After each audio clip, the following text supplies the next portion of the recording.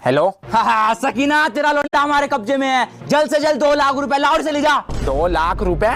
ऐसा है भाई, इसे अपने पास ही रख लो, मैं दूसरा पैदा कर लूंगी। है ये तेरा ही है किसी और का? भाई इतने पैसे नहीं है मेरे पास। अच्छा तो बता कितने देगी? 500 रुपए दे सकूं मैं बस। अरे 800 का तो तेल लग गया सटाने में। तो थमा कहा कि इस गेंडे ने उठा कर ले जाऊं यहाँ तक। अच्छा सही सही बता कितने देगी? 550 दे सकूं मैं, इससे ज्यादा नहीं है मेरे पास। अच्छा अब वो ना तेरी ना मेरी, 600 में डन कर। चल ठीक है, लोकेशन कहाँ था रही? यहाँ जा सांडपुर। ठीक है आ रही। यस ओ सरपंच आ रही बात।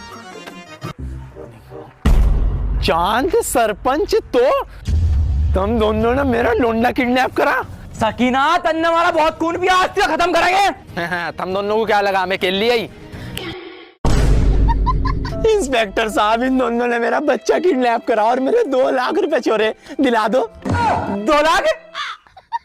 लड्डू मुत्याना अवतार ಈಗಿನ ಸಂಚಾರ